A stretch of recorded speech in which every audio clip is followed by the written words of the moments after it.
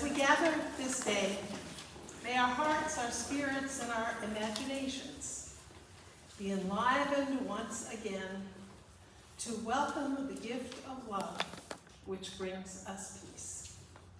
Amen. So, this book is red, right? You agree? Okay. And this book? It's blue. That's right. And these are facts. There's a red book and there's a blue book. Now, while I might not believe in science, I do trust information. So if I ask somebody, oh, can you bring me that red book? I'm expecting to get the red book. I think data matters. I think finding out about the world and ourselves is really important. And I majored in history in college because I think knowing about the past can help us understand the present and impact the future. I want to know where information comes from and how people draw the conclusions they do. I look at graphs and charts and numbers. I consider myself to be rational and practical. And this is important to me when it comes to religion and Christianity. When I was in college, I wanted to be well-rounded, and I didn't think I was going to be a pastor, so I took an introduction to New Testament so I would know a little bit more about the Bible. I'd grown up going to church every single Sunday and church school every single Sunday, but I wanted a more comprehensive view of the New Testament. So, during one class, we were talking about certain verses in the Gospels where there are predictions of the crucifixion and the resurrection. And these are attributed to Jesus in the Gospels. Well, I'd always assumed that Jesus knew he was special and that he was different and that he knew there was this special road ahead for him and that he knew what was going to befall him and that he knew the final outcome would be resurrection, saving the world. He was the Son of God, after all. Well, the professor talked about how the gospel writers attributed all that foreknowledge to Jesus, but Jesus probably had no idea that he was going to be killed and certainly did not know he would be remembered for being raised from the dead.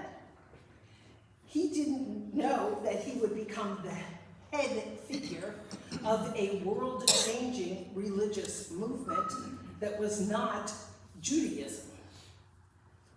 When this professor told us all this, I just sat there stunned. What was he saying? That Jesus didn't know all this ahead of time? Of course he did. It's right there in the Gospels.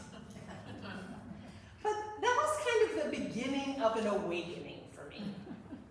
And ever since then, once I was over the shock, I have been very curious about what we can know or surmise about the actual historical Jesus. The facts. And when people from our church started encouraging me to go with them to local Jesus seminar events, well, boy, did I learn a lot. The Jesus Seminar was the latest academic quest for the historical Jesus. It was a consortium of professors and scholars who tried to ascertain what Jesus may have actually said from the material attributed to him in the New Testament.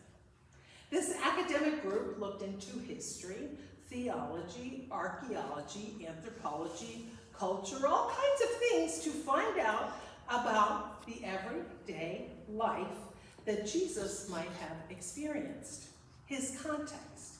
And this was fascinating to me. Now, when it comes to the birth of Jesus, scholars say we can't really know very much. There's no evidence of any kind of census. You know, in Luke it says they all went to Bethlehem for a census. There's no evidence that there was any kind of census. And the Roman Empire did keep a lot of records. Of course, there were no birth records. There's no record of the story of the slaughter of the innocents. Much of the story of the birth of Jesus in Matthew is tied to the fulfillment of themes in the Hebrew Bible. There are other religions at the time where important figures, even gods, were born in caves with animals, like the god Mithra. Divinities involved in human births was also a quite common concept. Scholars think that Jesus' mother was actually the victim of being taken advantage of by a Roman soldier who was working in Sephora, a Roman building project near Nazareth. So there may actually have been paternity issues, but not so much the ones we're usually thinking about at Christmas.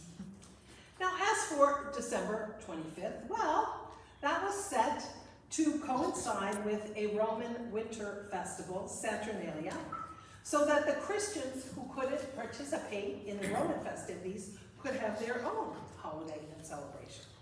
Now, we can go on and on and on about some of the historical information we do have related to the stories of the nativity of Jesus. And all of that interests me because, as I said, I like facts and historical information. But as human beings, we cannot live on facts alone. Facts are like the ingredients.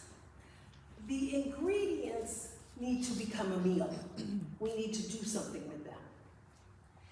So, how do I figure out how to go about living my life? How do I figure out what's important to me? And how I look at the world? Here's my tell-all. I'm constantly reading fiction, including the Bible, and novels, and stories. Yes, I do read other things, but give me a good novel any day. That's where I learn volumes about my species and its behavior, including my own. I was in a clergy support seminar on Zoom during COVID, and we were broken up into small groups. And we were instructed in our small group to discuss what we read. So I was in a group with 5 people, and what were they reading? All nonfiction.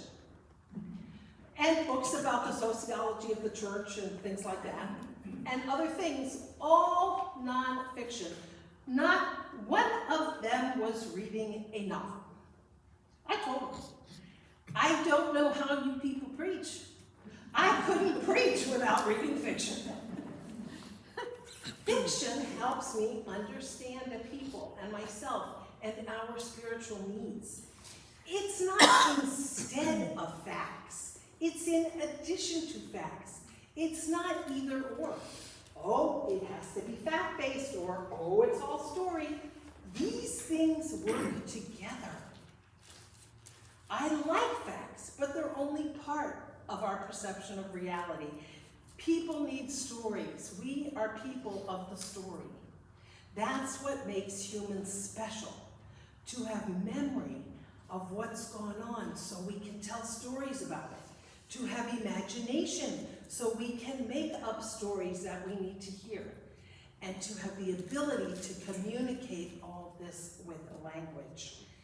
Every culture has stories of creation, of what happened in the past, of what to expect in the future, stories about ourselves, stories about others.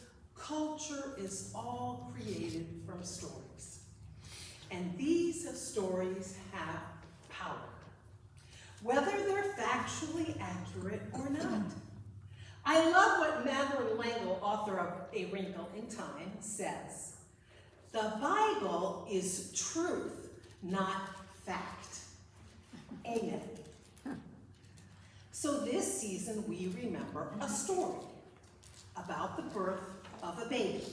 And this story is still being shared and revered because it's powerful. It has meaning. It's transformative. It's inspiring. And it impacts us and our reality if we let it. We've been seeking deep peace of the shining stars this Advent season. There is deep peace in the story of Jesus. So today, we're going to allow ourselves to engage with the nativity stories of Jesus, seeking greater truth about ourselves and our world that we hope will bring us